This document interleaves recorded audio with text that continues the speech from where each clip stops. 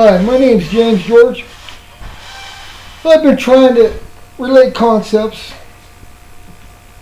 I've been sitting here thinking about this one. You know, it's about character. It's all about character. You know, Martin Luther King, when I was a little boy, I saw him and John Kennedy and Bobby Kennedy get killed, and it was like you heard the voice of God when you listen to these men, because they were sitting there going, this is what's right and this is just. And you sat there and you go, you know, it wasn't real hard for us to understand. I mean, I was 7. I saw him kill John Kennedy on TV, and I was going, oh my God.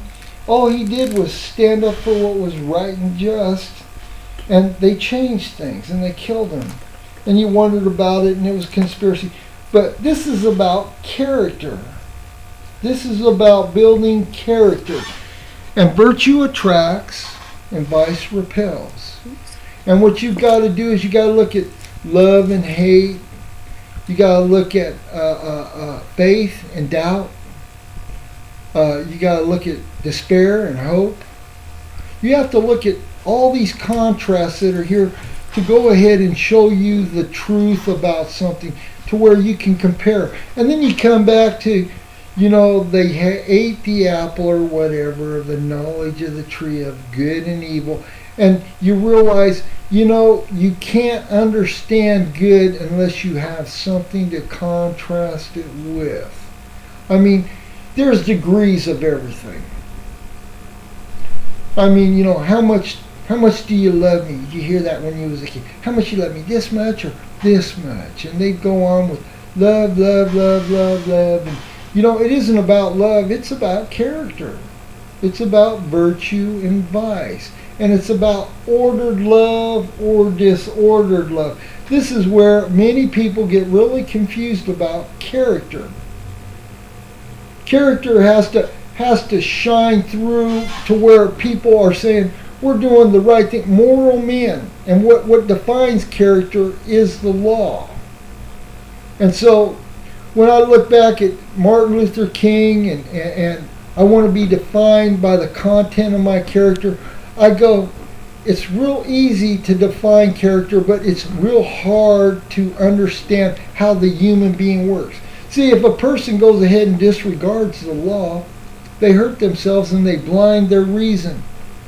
The ability God's given us, the divine ability to reason, the divine ability to articulate speech, the divine ability to remember things, the divine ability to choose between right and wrong.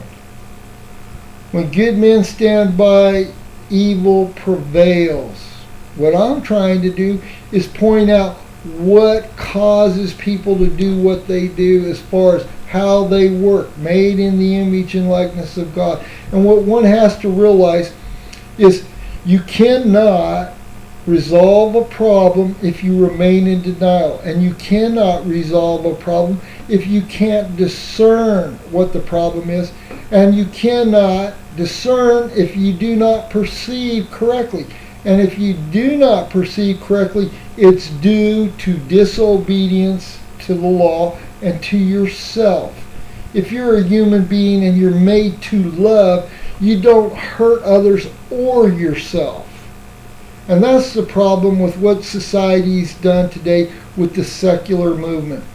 Oh, it doesn't hurt anybody if we go ahead and have sex with multiple partners. Oh, it doesn't hurt anybody if we scandalize these little children. It doesn't hurt anybody if we talk about sexuality. It doesn't hurt anybody if we do these things. The truth is there's 3 realms: the physical, the moral, the spiritual. And most of these people, when they talk psychology, they've stolen everything from the religious Catholic Church. I mean, Freud definitely read Catherine of Siena's dialogue, but his desires and affections were drawn to the dysfunctional. So to find how to describe the dysfunctional, you had to go to its opposite, the functional. And that's what Catherine of Siena, the dialogue, is. It explains the psychology or how God made us in His image and likeness, and how us as human beings united to a divine spirit work. And it's very clear, all these prophets, Nostradamus, everybody, they read the stigmatas of the Catholic Church. These prophets, these confessors, these doctors who are lampstands standing from hundreds of years back, leading the way to salvation. They're here to read, but do people seek that? No, they seek self. And Satan did say to Michael the Archangel, or in the Michael the Archangel prayer when St. Leo the 13th had his vision of Satan conversing with Jesus Christ, that he could destroy his church, and he was given 100 years. And that was back in 1912, and with greater power. And then we started saying the St. Michael the Archangel prayer in the Catholic Church.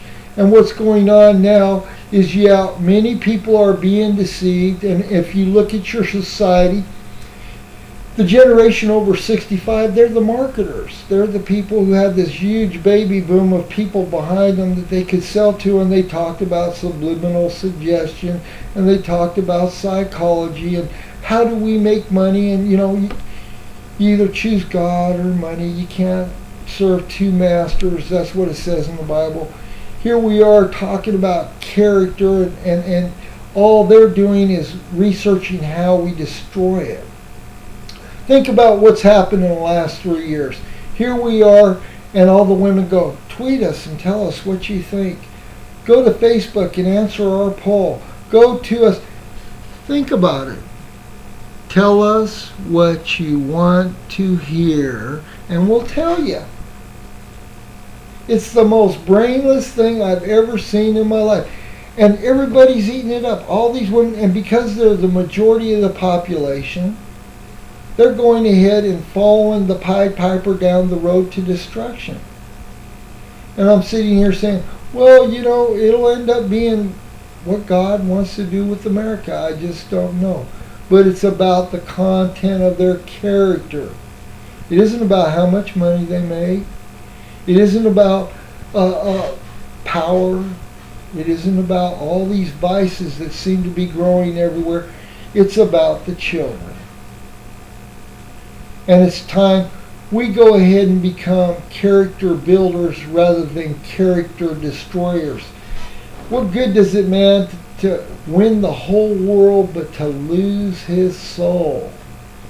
What we've been doing is we've been growing vice in our ghettos. We've been encouraging teenage pregnancy, maybe not teenage pregnancy, but single parenthood.